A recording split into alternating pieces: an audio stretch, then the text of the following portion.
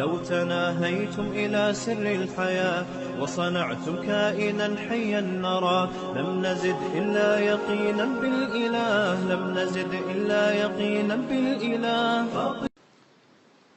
اور اگر آپ کی ترتیب ایسی ہے کسی فیکٹری میں جاب کر رہے ہیں کہ واقعی دن ہی میں رکھنا، دن ہی میں جاب کرنا، دن ہی میں مزدوری ضروری ہے، تو بھی آپ کو رکھنا پڑے گا چاہے آپ کو جاب سے نکال دیا جائے. میں نے بتایا نا شریعت کے حکام میں جتنی آسانی اللہ نے دے دی اتنی ہے، اپنی طرف سے اس میں آسانی کی مزید اجازت نہیں ہے. جاب چھوڑنا پڑے آپ کو چھوڑنی پڑے گی.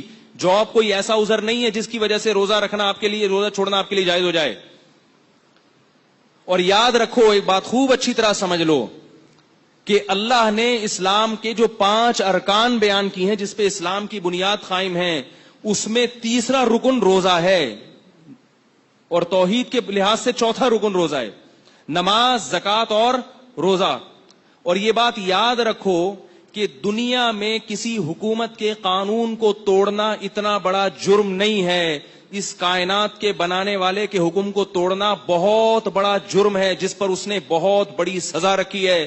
وہ لوگ احمق اور بیوقوف ہیں، وہ قرآن اور سنت کے مزاج سے اور اللہ تعالیٰ کے حکام سے ناواقف ہیں، جو یہ کہتے ہیں کہ ہم چونکہ روزہ رکھنے کے بہت مشقت میں مبتلا ہو جاتے ہیں، اللہ بہت غفور الرحیم ہے، معاف کرنے والا ہے، دسمبر میں رکھ لیں گے. ایسا نہیں ہے.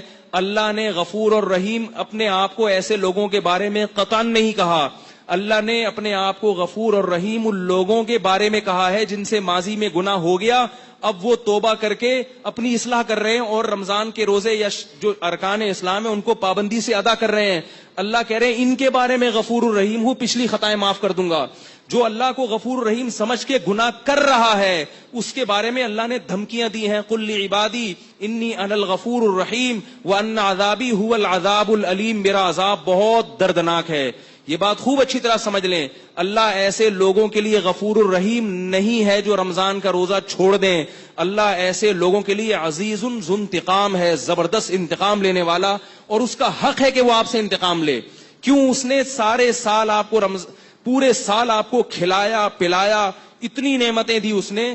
ہم اگر صرف خوراک پر غور کریں، خوراک پر کتنا کھاتے ہیں، کھا کھا کے بیمار ہو جاتے ہیں.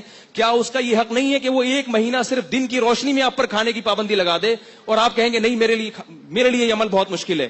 وہ عذاب دے گا اس پر. اس میں یہ دماغ سے نکال دیں کہ اللہ کی رحمت کی امیدیں لگا کے بیٹھ جائیں کہ میں مزدور ہوں، میں یوں ہوں، میرے سے ہوتا نہیں، میرے تو یہ کرنا ہے، میرے تو ڈرائیور ہوں، میں تو. پچھلے سال دبئی میں ایک صاحب آئے، انہوں نے کہا میں ریگستان میں کام کرتا ہوں، دبئی کی گرمی اور ریگستان، اور کہہ رہے ہیں 10 بجے حالت خراب ہو جاتی ہے، کیا میں روزہ چھوڑ سکتا ہوں؟ میں نے کہا روزہ بولو بھائی، نہیں چھوڑ سکتے. کہہ رہے ہیں جاب جائے گی. میں نے کہا جائے جاب.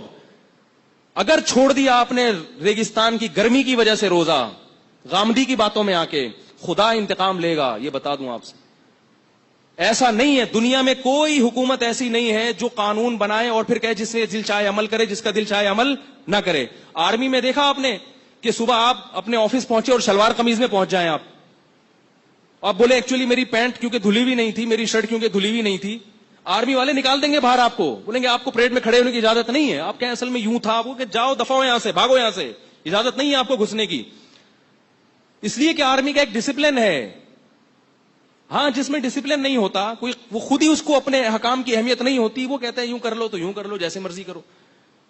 تو یاد رکھو آرمی کی اتنی طاقت نہیں ہے، آرمی کا اتنا ڈسپلن نہیں ہے جتنا اس کائنات کو چلانے والے کا ہے. اس نے جب ایک قانون بنا دیا تو وہ پتھر پہ لکیر بن گیا ہے. اب آپ کو روزہ رکھنا پڑے گا. اگر آپ نہیں رکھتے اللہ کو غفور الرحیم سمجھ کے تو اللہ کے عذاب کے لیے تیار رہو. پھر عذاب کے اللہ نے قوم عاد اور قوم سمود کو تباہ و برباد کیا.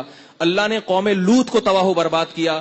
اللہ تعالیٰ نے فرعون کو تباہ و برباد کیا. اور ان سب میں قدر مشترک چیز کیا تھی؟ نبی کے حکم کی نافرمانی، اللہ کے حکم کی نافرمانی. تو آپ کو روزہ چھوڑنے کی قطعاً اجازت بولو بھائی نہیں ہے. اللہ کے غضب کو دعوت مت دو. اور یاد رکھو دنیا میں جو اللہ کا عذاب آتا ہے نا روزہ خور پر، سب سے پہلا عذاب اللہ اس کی طبیعت سے سکون چھین لیتے ہیں، رزق کی برکت اور رزق کی لذت چھین لیتے ہیں. روزہ خوروں کے چہروں پر نحوست سے پتہ چلتا ہے کہ یہ سکون میں نہیں ہے. کیا ہو جائے گا 2 وقت کھا کے، کیا مل جائے گا آپ کو؟ بھائی صبر کر لو تھوڑا سا. جب ڈاکٹر شوگر کے مریض سے مٹھائی چھڑواتا ہے ساری زندگی کے لیے مریض چھوڑ دیتا ہے کہ نہیں چھوڑ دیتا؟ اللہ آپ سے کچھ بھی نہیں چھڑوا رہا, صرف صبح صادق سے لے کے غروب آفتاب تک پابندی کا حکم دے رہے ہیں. تو اپنے حال پہ ترس کھائیں, اپنے حال پہ رحم کریں. اللہ کو اس معاملے میں غفور اور رحیم نہ سمجھیں, یہ بہت بڑا دھوکہ ہے جو شیطان نے دل میں ڈال دیا ہے. قرآن میں اللہ کا آرڈر ہے, کتب علیکم الصیام, اے ایمان والو تم پر رمضان کے روزے فرض ہیں. فرض کا لفظ اللہ نے استعمال کیا ہے, فرض کا لفظ. اور یہ بھی فرمایا ان الذین یکسبون الاثم, جو اللہ کے حکم کو پورا نہیں کر رہے, سیجزون بما کانوا یقترفون, عن قریب سزا ملنے والی ہے. یہ نہیں کہا کہ جو اللہ کے حکم کو پورا نہیں کر رہے کوئی بات نہیں, اللہ غفور رحیم ہے, چاہوں گا معاف کر دوں گا, چاہوں گا سزا دوں گا, جیسے مرضی کرو. اللہ نے دھمکی کا لفظ استعمال کیا ہے, سیجزون, دیر نہیں ہے, دیر نہیں ہے, عن قریب سزا ملنے والی ہے. اور افسوس اس پر ہے کہ آج روزہ کھایا بھی جا رہا ہے اور کھلے عام کھایا جا رہا ہے. اور یہ بیوقوف سمجھتا ہے کہ مجھ پر چونکہ اللہ کا عذاب نہیں آ رہا, مجھ پر چونکہ اللہ کا عذاب نہیں آ رہا لہذا اگلے سال بھی کھاؤں گا. تو میرے بھائی لوط علیہ السلام کی قوم پر بھی اللہ کا عذاب اس وقت نہیں آیا جب لوط علیہ السلام اس قوم کو سمجھا رہے تھے. قوم عاد پر بھی اس وقت اللہ کا عذاب نہیں آیا جب قوم عاد کو ان کے نبی سمجھا رہے تھے. سنستدرجہم من حیث لا یعلمون, اللہ فرماتے ہیں ہم ان نافرمانوں کو ایسے ڈھیل دیں گے کہ ان کو پتہ بھی نہیں چلے گا. اللہ کی عادت ہے کہ جب کوئی اللہ کی نافرمانی کرتا ہے, عادت یہ ہے, اور اس پہ اکڑتا بھی ہے تو اللہ اس کو ڈھیل دیتے ہیں, اس کے لیے نافرمانی کے دروازے مزید کھول دیتے ہیں کہ کر لے, جی بھر کے کر لے, جہنم میں نے تیرے لیے تیار کر کے رکھی ہے, تو جی بھر کے کر لے, یہ حسرت نہ رہے کہ میں نے نہیں کی. تو دنیا میں بھی اللہ کا عذاب آتا ہے, تبھی آپ دیکھیں سکون ختم ہو گیا زندگیوں سے, کھا کھا کے مستنڈے بن گئے ہیں, بریک ہی نہیں ہے, منہ کو لگام ہی نہیں ہے. ایک چھوٹی سی بات بتا کے بیان ختم کرتا ہوں. ایک بہت ہی کھاؤ پیو والا آدمی کسی کمپنی میں گیا, مینیجر بننا تھا. تو ایک شخص نے اس سے کہا تمہیں اپنے منہ پہ کنٹرول نہیں ہے, تم امپلائیز پہ کنٹرول کیسے کرو گے؟ تو یاد رکھو جس آدمی کو اپنے منہ پہ کنٹرول نہیں ہے نا, ہر وقت بکریوں کی طرح کھاتا رہتا ہے, وہ دنیا میں کوئی بھی کام نہیں کر سکتا. تو چھوڑ دو اللہ کی خاطر.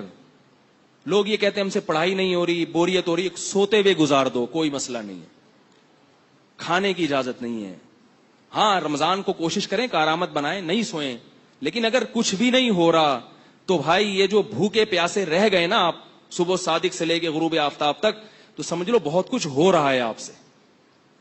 یہ غلط ہے کہ یہ وسوسہ ہے کہ روزہ رکھنے والا, روزہ چھوڑنے والا تو صبح سے لے کے مغرب تک اتنی ایکٹیویٹیز کر لیتا ہے, اتنے کام کر لیتا ہے, اور میں تو پڑا رہتا ہوں, کچھ بھی نہیں ہوتا. اس نے کچھ نہیں کیا, آپ نے بہت کچھ کر لیا. جب دل چاہ رہا ہو کھانے پینے کا اس وقت کھانا پینا چھوڑ دینا یہ بہت بڑا کام ہے, کیونکہ ہم یہ کس کے لیے چھوڑ رہے ہیں؟ اللہ کے لیے چھوڑ رہے ہیں. تو اس پر اللہ کی طرف سے خوشخبریاں بھی ہیں, اور رمضان کا روزہ چھوڑنے پر اللہ کی طرف سے عذاب بھی ہے. اس میں اللہ کو غفور الرحیم سمجھنے کی چندہ ضرورت نہیں ہے. عذاب ہے, اس پر وعیدیں ہیں, رحمتیں نہیں ہیں. اللہ تعالیٰ مجھے بھی اس حکم کی پابندی کی توفیق عطا فرمائے اور آپ حضرات کو بھی. وما علینا الا البلاغ.